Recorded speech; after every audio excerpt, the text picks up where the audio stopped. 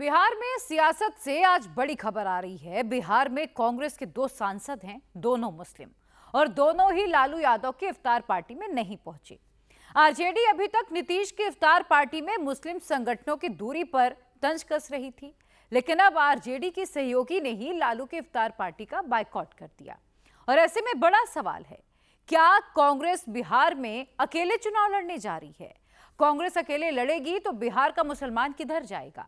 क्या 2010 वाला रिजल्ट दोहराया जाएगा? क्या बिहार में फिर से मेरा मुसलमान और तेरा मुसलमान वाली सियासी जंग छिड़ेगी? इस पर देखिए एक रिपोर्ट।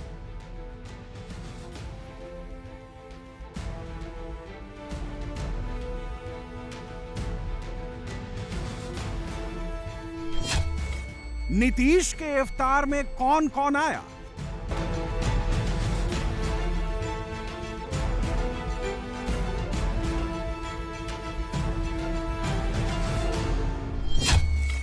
लालू के इफ्तार में कौन कौन गया?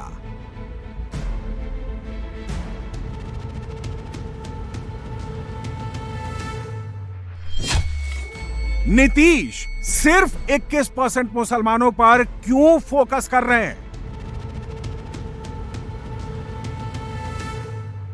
बिहार में सियासी इफ्तार की पुरानी रवायत रही है। 2015 इफ्तार पार्टी हुई और 2025 में भी हो रही है।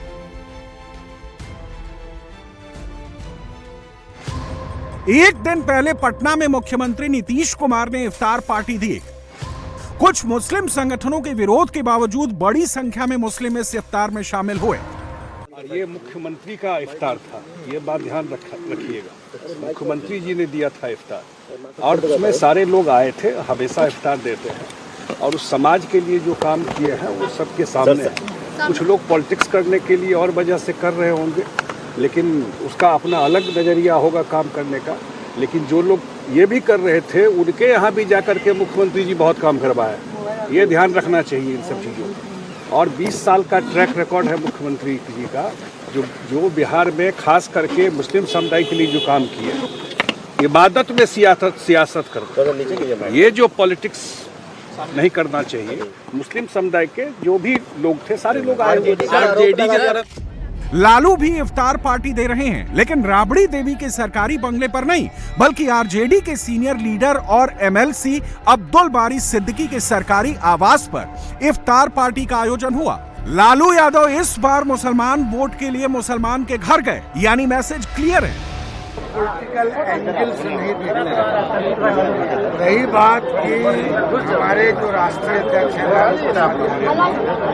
वो हर साल करते थे, इस बार उन्होंने अपना वेन्यू सिर्फ बदला, तो ये इज्जत मुझको बख्शी उन्होंने। और इस सरकार के मार्फत जो है हम भी वोटों की दुआ ले ली।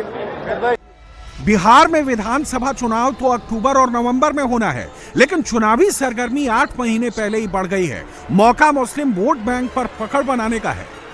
तो रमजान के पाक महीने में इफ्तार पार्टियों का दौर चल रहा है। दरअसल ये मुद्दा बिहार में मुस्लिम वोट बैंक का है। बिहार में मुस्लिमों की आबादी 17% से ज्यादा है। बिहार के कुल 243 सीटों में से 47 सीटों पर मुस्लिम वोट निर्णायक है, जबकि सीमांचल में कुल 24 विधानसभा सीटें हैं। इनमें से 23 सीटों पर मुस्लिम आबादी 40 से 50% है, यानी मुस्लिम वोटर्स चुनाव में किसी का भी खेल बना और बिगाड़ सकते हैं।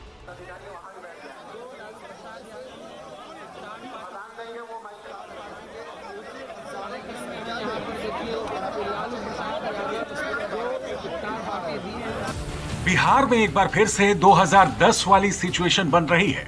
इसकी वजह है कांग्रेस। लालू की इफ्तार पार्टी में कांग्रेस नेता गायब रहे। कांग्रेस का सिर्फ एक विधायक पहुंचा। बिहार में कांग्रेस के 2 मुस्लिम सांसद हैं, किशनगंज और कटिहार से। दोनों ही मुस्लिम बहुल सीटें हैं। ये दोनों भी लालू के इफ्तार में नहीं पहुंचे। बिहार प्रदेश कांग्रेस के पूर्व अध्यक्ष अखिलेश प्रसाद सिंह लालू के करीबी थे। उन्हें हटाकर नया प्रदेश अध्यक्ष राजेश कुमार को बनाया गया है। कांग्रेस के नए प्रदेश अध्यक्ष और कांग्रेस के बिहार प्रभारी अल्लावरू ने अभी तक लालू यादव से मुलाकात भी नहीं की है।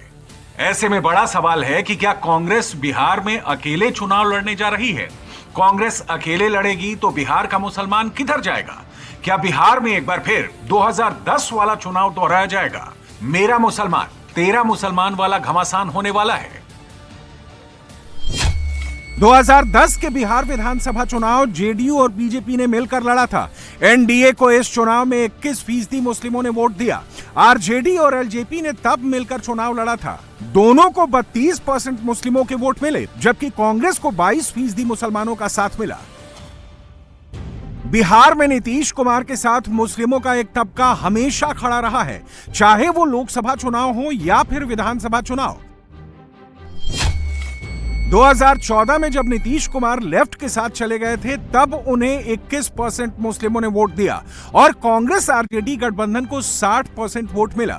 2015 के विधानसभा चुनाव में एनडीए को मात्र 8% मुसलमानों ने वोट दिया और 78% जेडीयू आरजेडी गठबंधन को, यानी मुस्लिमों ने एक तरफा वोट दिया। 2019 के लोकसभा चुनाव में बीजेपी और जेडीयू साथ मिलकर लड़ते हैं और सिर्फ 6% मुसलमान एनडीए को वोट देते हैं, जबकि आरजेडी वाले महागठबंधन को 77% मुस्लिम वोट देते हैं। 2020 के विधानसभा चुनाव में एक बार फिर बीजेपी और जेडीयू साथ मिलकर लड़ती हैं, लेकिन इस बार भी एनडीए को सिर्फ 5% वोट ही मिलता है और आरजेडी कांग्रेस गठबंधन को 77% मुस्लिमों का साथ मिलता है। इसके बाद 2024 के लोकसभा चुनाव में भी जेडीयू और बीजेपी ने मिलकर लड़ा। इस बार एनडीए को 12% मुस्लिमों ने वोट दिया, जबकि आरजेडी वाले महागठबंधन को 87% मुस्लिमों ने वोट दिया। नीतीश कुमार सिर्फ 21% मुस्लिमों पर फोकस कर रहे हैं, जो बीजेपी के साथ रहते हुए उनके साथ खड़ा है। यही वजह है कि बिहार में कौन सा मुस्लिम किसके साथ है, यह दिखाने की होड़ मची है। आरजेडी नेता तेजस्वी यादव की टाइमलाइन पर इस वक्त सिर्फ इफ्तार ही इफ्तार नजर आ रहा है। आरजेडी लालू यादव की इफ्तार पार्टी में सभी मुस्लिमों के शामिल होने की बात कर रही है, खुद को मुस्लिमों का सबसे बड़ा रहनुमा बता रही है। नहीं, हमारे यहाँ सब लोग आए हैं, हमारे यहाँ सब लोग आए हैं, लिख के नहीं दिया ना, समझिए बात को। वो लोग, उनके जो अमीर होते हैं, वो लोग सब जगह जाते होते नहीं हैं, वो सब जगह जाते वो लोग नहीं हैं, लेकिन वो एक संदेश जो दे दिए ना, ये बड़ी बात है। खुद जाते नहीं है, लेकिन कहाँ नहीं जाना है ये बताते हैं। हाँ, बाइकाट कर देना, बाइकाट करने का ऐलान किया, ठीक है, ये अपने आप में बड़ी बात है। खुद क्यों जाएंगे वो? नीतीश कुमार की इफ्तार पार्टी में बिहार के गवर्नर आरिफ मोहम्मद खान भी शामिल हुए। मुख्यमंत्री ने खुद इफ्तार में शामिल होने आए अतिथियों का स्वागत किया, लेकिन जमीयत ने 2 दिन पहले ही नीतीश की इफ्तार पार्टी के बॉयकॉट का ऐलान कर दिया था। इतना ही नहीं, मुस्लिम समाज के लोगों से भी बॉयकॉट की अपील की थी, लेकिन इसका असर आम लोगों पर भी नहीं, बल्कि मुस्लिमों के कुछ धार्मिक संगठन इस बॉयकॉट में शामिल हुए। जिन धार्मिक संगठनों ने नीतीश के इफ्तार से दूरी बनाई, उनमें जमीयत उलेमाए Hind, All India Muslim Personal Law Board, इमारते शरीयत, जमीयत अहले हदीस, जमाते इस्लामी हिंद, खानकाह मुजीबिया और खानकाह रहमानी शामिल हैं। लेकिन इन मुस्लिम संगठनों के विरोध के बावजूद बड़ी संख्या में मुस्लिम समाज के लोग नीतीश की इफ्तार में शामिल हुए। इफ्तार जो है वो मोहब्बत, आपसी सद्भाव और भाईचारे का पैगाम देता है, इसलिए हम लोग यहाँ इकट्ठे होते हैं। अभी कोई नई बात नहीं है कि आज हो रहा है, जिनको विरोध करना है करते रहे, उससे क्या फर्क पड़ता है। तो और नीतीश कुमार ने जितना मुस्लिम समाज के लिए काम किया, उसके हित में काम किया है, चाहे जो अल्पसंख्यक आवासीय विद्यालय हो, चाहे अल्पसंख्यक छात्रावास हो, चाहे कब्रिस्तान की घेराबंदी हो, चाहे जो ये क्या कहते हैं प्रोत्साहन राशि हो, हुनर हो, ट्रिब्यूनल हो, कौन किया? इसके पहले कोई किया था क्या? लेकिन 7 संगठनों के विरोध के बहाने आरजेडी को जेडीयू पर तंज कसने का मौका मिल गया। आरजेडी नीतीश कुमार की सेकुलर वाली छवि पर वार करने लगी।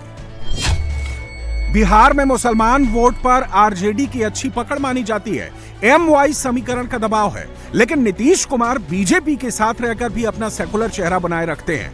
ऐसे में मुसलमान वोट में सेंध लगाते हैं, जिससे सीधे आरजेडी को नुकसान होता है।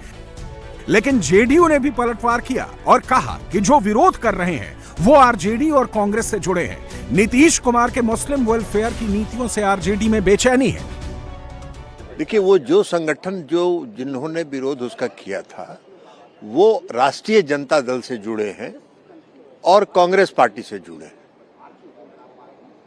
तो इसलिए उनका धंधा है, वो अपनी राजनीति कर रहे हैं।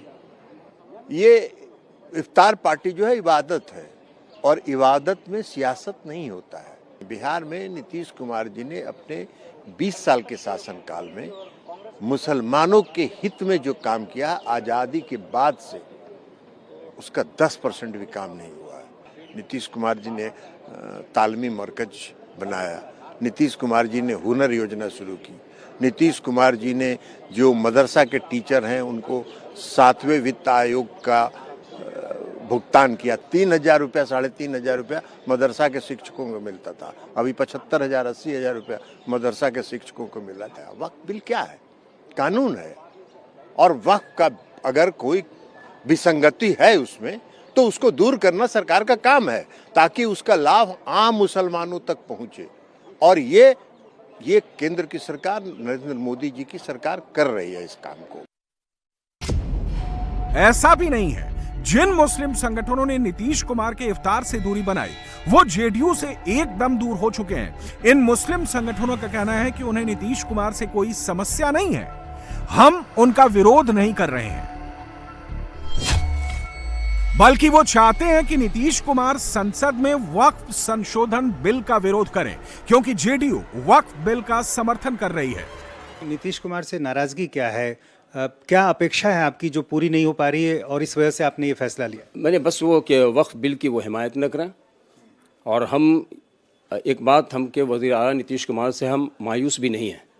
हम ये समझते हैं कि वो ऐसा काम ज़रूर करेंगे और अपने फैसले पर ज़रूर नज़रसानी करेंगे। वो आप लोगों की क्या ये अपेक्षा है कि नीतीश कुमार सरकार से समर्थन वापस ले लें इस मसले पर, या इस बिल के दौरान समर्थन ना करें? इस बिल की हिमायत वो न करें। मेन मुद्दा बस यही है कि वक्फ तरमीमी बिल की वो हिमायत न करें। लेकिन अभी तो बिल पारित नहीं हुआ है। पारित नहीं हुआ है, लेकिन वो उसकी हिमायत तो कर रहे हैं। पारित जब हिमायत कर रहे हैं तो वो पारित भी हो जाएगा, इसलिए अभी हिमायत नहीं करेंगे तो पारित नहीं होगा। दरअसल मुस्लिम संगठनों को भी पता है कि वो भले ही नीतीश कुमार के इफ्तार का बॉयकॉट कर दें, लेकिन मुस्लिम समाज के लिए किए गए कामों का नहीं कर सकते। नीतीश ने 2005 में सत्ता में आने के बाद से ही मुस्लिम समुदाय के हित में काफी काम किए हैं। भागलपुर दंगों में दोषियों को सजा दिलवाना हो या राज्य की कल्याणकारी योजनाओं के जरिए मुस्लिम समुदाय को लाभ पहुंचाना, इसमें शामिल है।